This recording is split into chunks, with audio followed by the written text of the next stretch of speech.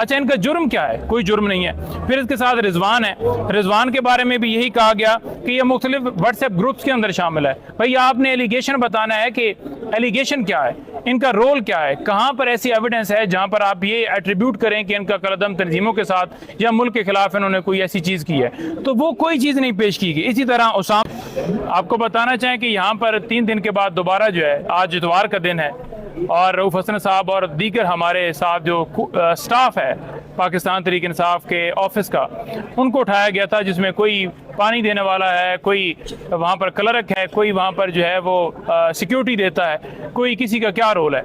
तो उनको कहा गया कि ये भी कहीं बड़े दहशतगर्द हैं और इनके कलदम तंजीमों के साथ जो है वो ताल्लुक़ हैं, और रऊफ हसन साहब के साथ साथ उनको भी दहशतगर्द बना दिया गया। कल हमारी बहन अरूबा, उसको हॉस्टल से जाकर अगवा किया गया, हॉस्टल से अगवा करके और फिर उसे वुमेन थाने के अंदर ले गए, आज उसे भी पेश किया गया है। वो बेचारी स्टूडेंट है।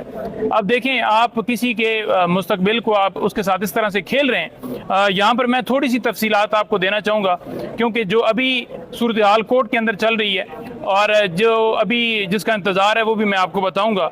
राशिद साहब हैं, ये पूछा गया कि इनका क्या रोल है इस मुकदमे में, तो उनके बारे में कहा गया कि ये 11 साल से यहाँ पर रऊफ हसन साहब के साथ होते हैं। अच्छा, रोल पूछा गया कि रोल क्या है, उनके पास से क्या मवाद बरामद हुआ है, क्या चीज़ उनसे रिकवर हुई है, कोई उसके ऊपर क्या आप उनके साथ कैसा ऑफेंस जो है वो एट्रीब्यूट आप कर रहे हैं कि उनका ये रोल है, स्पेसिफिक ये रोल है, उन्होंने व्हाट्सएप इस्तेमाल किया है या कोई उन्होंने पोस्ट की है, कोई उन्होंने ट्वीट किया है, फौज के खिलाफ किया है, किसी इदारे के खिलाफ किया है, किसी मुल्क के खिलाफ किया है। तो कोई ऐसी चीज़ नहीं बताई गई कि उनका इसके साथ कोई ये हम इसका ऑफेंस बनाते हैं। उनके बारे में कहा गया कि ये 11 साल के साथ से इनके साथ हैं। अच्छा, आफाक के बारे में पूछा गया, वो भी कहा गया कि इनका राब्ता होता रहता है। सोशल मीडिया टीम के हमारे एक मेंबर हैं अजहर मशवानी साहब, जो PTI के वो सारा देखते हैं, तो कहा गया कि इनका उनके साथ राब्ता है। अच्छा, इनका जुर्म क्या है? कोई जुर्म नहीं है। फिर इसके साथ रिजवान है।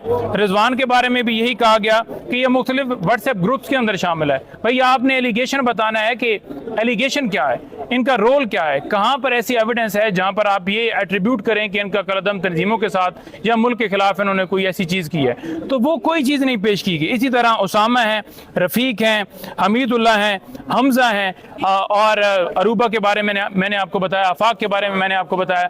तो ये सारे लोग जो हैं ये स्टाफ है। और आप देख लें कि पाकिस्तान तहरीक इंसाफ जो सबसे बड़ी पार्टी है, उसके जो स्टाफ जो वहाँ पर काम करते हैं, उनको उठाया गया है कि जनाब इनका जो ताल्लुक है वो दहशतगर्द, यानी कि वो डिक्लेयर कर रहे हैं कि ये दहशतगर्द हैं। तो इसमें अभी सूरत हाल ये है कि अदालत ने कहा है कि इंतज़ार कीजिए। मुखालफिन जो हमारे FIA की तरफ से प्रोसिक्यूटर पेश हुए, उन्होंने कहा कि इसका मजीद जो है रिमांड दिया जाए।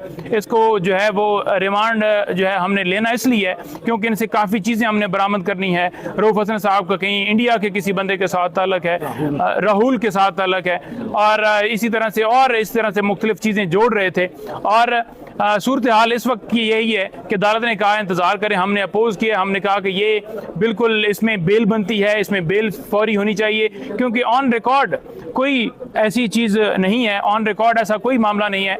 आप ये देख रहे हैं कि ILF की टीम जो है, आज इतवार का दिन है और इतवार के दिन भी यहाँ पर मौजूद है, यहाँ पर अपने वर्कर्स को, अपने लीडरान को, अपने जो हमारे स्टाफ के लोग हैं उनको छुड़वाने के लिए यहाँ पर मौजूद है। लेकिन इसमें मैं ये ज़रूर ऐड कर दूं कि अदालत को भी पिछला रिमांड देते हुए भी देखना चाहिए था कि ऑन रिकॉर्ड रिमांड देने का मकसद क्या होता है, कि आप ऑन रिकॉर्ड कोई चीज़ ऐसी साबित करें जिससे लगे कि वाकई इनका कोई कसूर है और उसकी कोई रीज़न हो कि आप जिस्मानी रिमांड ले रहे हैं, आपने इंट्रोगेशन करनी है, उसके अंदर आपने कोई चीज़ बरामद करनी है। अगर सिरे से देखा जाए तो ऐसी FIR पीका के तहत काटी गई जिसमें 9, 10, 11 और आकर खुद कह रहे हैं जी कि हम यके बाद दीगरे जो हैं लोग उठा रहे हैं और ये कह रहे हैं कि ये बड़े जो इसके अंदर सेक्शन लगाए गए हैं, ये सबसे अहम और सबसे बड़े सेक्शन हैं, सबसे जो अहम तरीन सेक्शन हैं वो हमने लगाए हैं। तो मतलब आप उनका रवैया देख लें, उनका अंदाज देख लें कि तमाम इदारे इस वक्त यरगमाल बनाए गए हैं, तमाम इदारों को इस वक्त सबुडाइज किया गया है, तमाम इदारे इस वक्त जो है वो डायरेक्शन के ऊपर वो आज़ाद नहीं है, वो आज़ादी से काम नहीं कर रहे। और इसी तरह जजेस को प्रेशराइज करके उनसे भी इसी तरह से रिमांड पहले 3 दिन का लिया गया था, तो अब ये चाहते हैं कि दोबारा रिमांड लिया जाए। तो अब हम इस जज साहब के सामने खड़े हैं, मुरीदाबाद साहब की कोर्ट है, और हम यही एक्सपेक्ट करते हैं कि जब अदालतें इंसाफ देती हैं तो मुल्क के अंदर कानून होता है, मुल्क के अंदर रूल ऑफ लॉ होता है, और जब अदालती इंसाफ ना दें तो फिर लोगों ने किसके पास जाना है। कोई और सवाल है आपका? भाई ये बताइएगा कि आप कह रहे हैं कि जो रऊफ हसन साहब उनका ताल्लुक बताया जा रहा है कि राहुल के साथ है इंडिया के, सर वो किस तनाजुर में है? क्या वहाँ से कोई उनकी इंफॉर्मेशन यहाँ से लीक हो रही है? क्या हो रहा है जिसकी वजह से उनका ये आज क्योंकि पहली दो पेशियों में तो ऐसा कुछ नहीं था, आज ये बताया गया। देखें, पहली बात तो ये है ना कि मिसाल के तौर पर अगर मेरा कोई दोस्त है, कोई रिश्तेदार है, कोई अमेरिका में बैठा है, कोई इंडिया में बैठा है, कोई लंदन में बैठा है, कोई जो है वो फ्रांस में बैठा है, कोई इटली में बैठा है, तो वो कोई उसका कसूर नहीं है। और कोई मेरा अगर दोस्त भी है और अगर मैं लेक्चर देने के लिए इंडिया जाता हूँ या अमेरिका जाता हूँ तो उसमें क्या कसूर है? उन्होंने कहा कि मैं तो लेक्चर देता हूँ, मैं मुख्तलिफ मुल्कों में जाता हूँ, तो ज़रूर मैंने लेक्चर के हवाले से जो है मुझे बुलाया जाता है, और मैं पहले 10-15 साल पहले भी गया और अभी भी मुझे इन्विटेशन मुख्तलिफ ममालिक से आती हैं। तो इसका मतलब ये नहीं है कि वो जो है कोई यहाँ से कोई डाटा वहाँ पर ट्रांसफ़र कर रहे हैं या वहाँ से कोई चीज़ इंस्ट्रक्शन लेकर पाकिस्तान में कोई ऐसा मामला कर रहे हैं। कोई दहशतगर्द नहीं है। हमने कहा कि कोई बताएं, कोई इनके पास कोई रिकवरी, कोई इनके पास बम बरामद करना हो, कोई ऐसा रॉकेट लॉन्चर जो है रऊफ हसन साहब से या दीगर लोगों से बरामद करना हो, तो कोई तो उनके पास था ही नहीं। अच्छा नईम भाई, कभी पीटीआई को बैन करने की बातें और कभी आए मिलकर बात करते हैं, ये बातें चल रही हैं। रात को कल मुसद्दिक मलिक साहब ने प्रेस कॉन्फ्रेंस की, उन्होंने कहा आए मिलकर बैठ के बात करते हैं पीटीआई से, उन्होंने कहा। नहीं देखें, ये जो खबरें चल रही हैं ना, बिल्कुल कोई यहाँ पर खान साहब की तरफ से ना इंस्ट्रक्शंस हैं, ना खान साहब PMLN और पीपल्स पार्टी, क्योंकि ये मैंडेट चोर हैं, ये डाकू हैं, इनका सिर्फ काम जो है मुल्क को लूटना है। तो लूटने वाले लोगों के साथ जो आइन का खिलवाड़ रोजाना कर रहे हैं, उनके साथ हम किसी सूरत नहीं बैठ सकते। और दूसरी बात यह है कि उधर आप देखें कि उनके कुछ रहनुमा सिर्फ एक जेस्चर देने के लिए बड़ा हम तो चाहते हैं कि मामला ठीक हों, दूसरी तरफ लोगों को उठा रहे हैं। कल अरूबा को उठाया गया, इसी तरह से ये रिजवाना तलत आपके साथ खड़ी हैं, और हमारे दीगर वकला भी इसी तरह से उठाया गया। इनका क्या कसूर था? ये तो वहाँ पर वैसे मौजूद थे। अगर यहाँ पर कोई वकील आता है डिफेंड करने के लिए तो उसका मतलब ये नहीं है कि आप उसे उठा लें। रिजवाना तलत शुरू से पाकिस्तान तहरीक इंसाफ की एक इंसाफ लॉयर फोरम विंग है, उसमें काम करती हैं और वर्कर्स को बेपनाह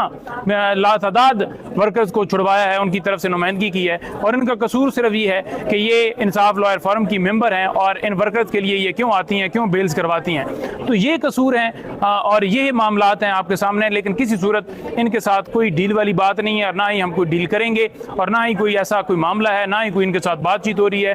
तमाम बातों की मैं पाकिस्तान तहरीक इंसाफ की तरफ से तरदीद करता हूँ। अच्छा साहब, आप माशाल्लाह बहुत टेक्निकल टीम का हिस्सा है, क्या इस मामले को संभलने की तरफ आप क्यों नहीं हाथ बढ़ा रहे हैं? क्या ये सिस्टम चलता रहेगा इसी तरह? देखें, संभलने वाले जो हैं उनको चाहिए कि वो अपनी जुरिसडिक्शन के अंदर रहें और उन्हें संभालना चाहिए। हम तो बिल्कुल आइन चाहते हैं, आइन की बालादस्ती चाहते हैं। वो चाहते हैं कि मुल्क उनके मुताबिक चले, कानून के मुताबिक ना चले। तो हम तो यही चाहते हैं कि मुल्क में रूल ऑफ लॉ हो, तमाम इदारे आज़ाद हों।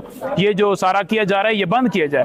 तो मुज़ाकरात के लिए हाथ बढ़ाओ, किसके साथ मुज़ाकरात के लिए हाथ बढ़ाओ? चोरों के साथ, डाकुओं के साथ, फार्म 47 वालों के साथ, लुटेरों के साथ, ठीक है, उनके साथ, जिनके स्कैंडल हैं उनके साथ, जिनके दुबई लीक्स में नाम आए उनके साथ, किनके साथ हाथ बढ़ाने की बात करें? तो क्यों उनसे बढ़ाया जाए जो डाकू हैं, जो चोर हैं? हम बढ़ाएंगे उसके साथ जो रूल ऑफ लॉ की बात करेगा।